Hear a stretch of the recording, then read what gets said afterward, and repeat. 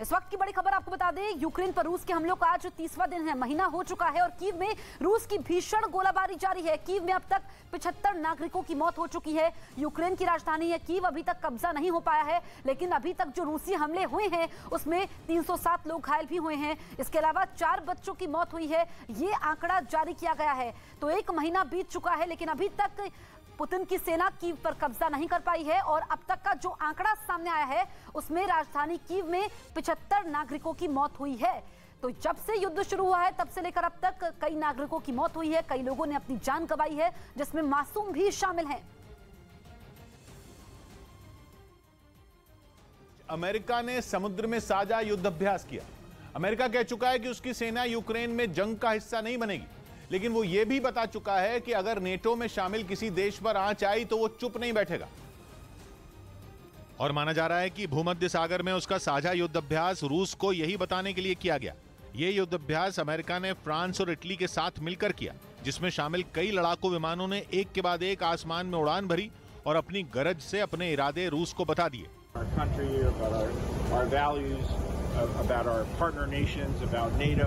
about the security of Europe in particular, which is why we're all out here together in that.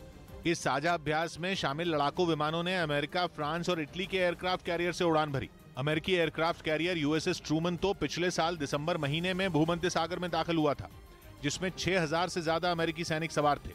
भूमध्य सागर में हुए संघर्ष के दौरान एयरक्राफ्ट कैरियर कई बार अमेरिका के काम आया।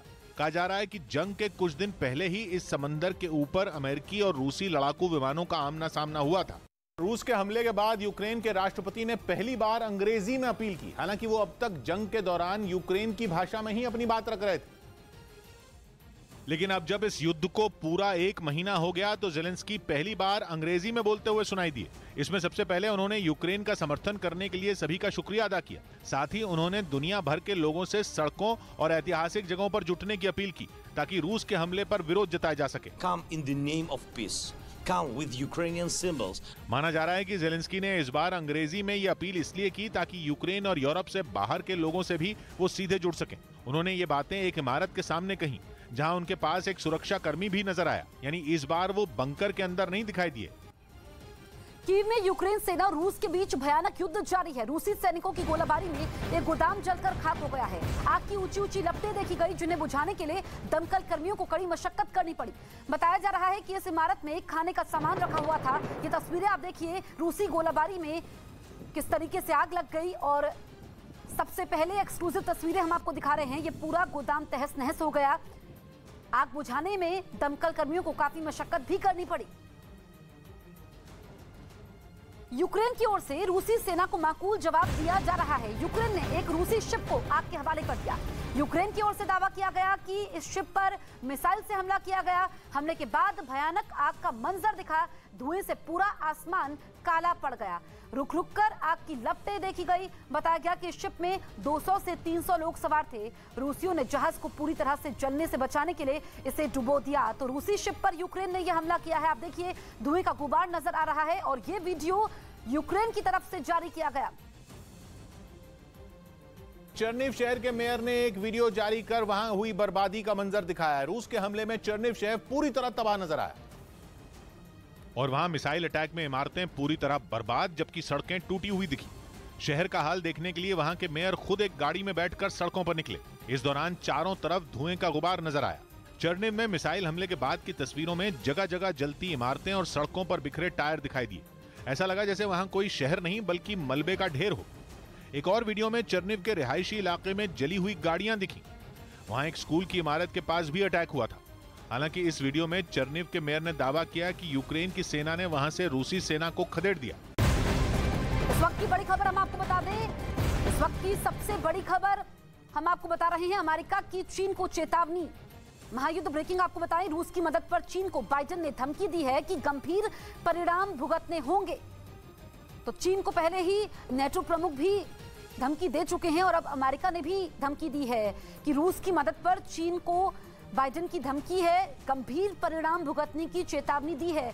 कल नेटो प्रमुख ने भी कहा था कि चीन की कथनी और करनी में अंतर है। चीन खुले तौर पर रूस को समर्थन दे रहा है और झूठ बोल रहा है। अब अमेरिकी राष्ट्रपति जो बाइडेन ने भी चीन को धमकी दी है। यूक्रेन की सेना ने एक वीडियो जारी कर रूस के टैंक को तबाह करने का दावा किया। हालांकि अभी यह पता नहीं चल पाया कि यह वीडियो किस इलाके का है, लेकिन इस वीडियो में जोरदार धमाका होता दिखाई दिया, जिसके बाद आग की ऊंची लपटें उठी और वहां एक बड़े इलाके में फैल गई। आग की लपटें कम होते ही आसमान की ओर काले धुएं का एक बड़ा गुबार उठता दिखा। यूक्रेन की ओर से जारी इस वीडियो में दावा किया गया कि उसने ये हमला एक रूसी टैंक पर किया और इसके लिए उसने एंटी टैंक मिसाइल स्टुगना का इस्तेमाल किया।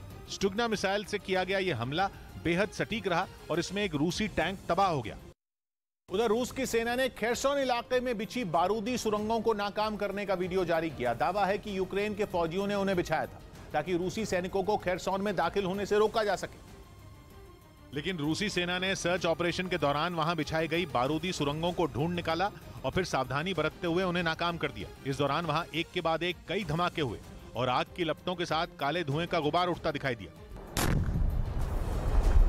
इससे पहले बारूदी सुरंगों को तारों की मदद से जोड़ा गया और फिर कुछ ही दूरी से उन्हें धमाका कर नष्ट कर दिया गया।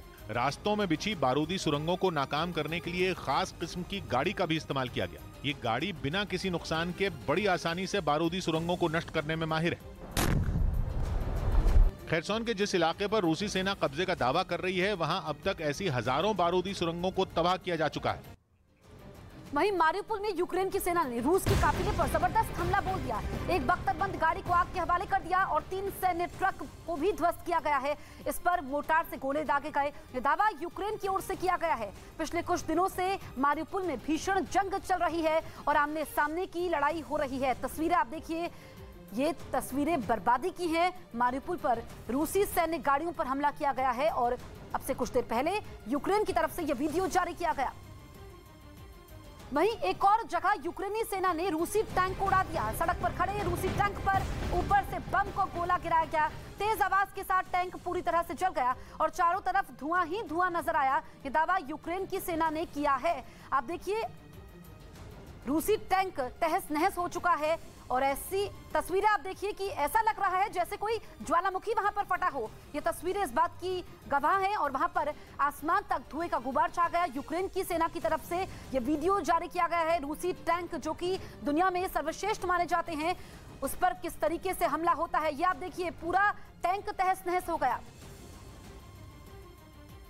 यूके ने रूस के कई कारोबारियों की संपत्तियों को जब्त करने का ऐलान कर दिया, जिनमें रूस के विदेश मंत्री सर्गेई लावरोव की सौतेली बेटी पोलिना कवालोवा का नाम भी शामिल है, जो पिछले कुछ सालों से लंदन में रह रही हैं। दावा है कि रूस के विदेश मंत्री सर्गेई लावरोव की सौतेली बेटी पोलिना कवालोवा का वहां अपना आलीशान अपार्टमेंट है और उसकी कीमत भारतीय रुपयों के हिसाब से करीब 40 करोड़ रुपए है।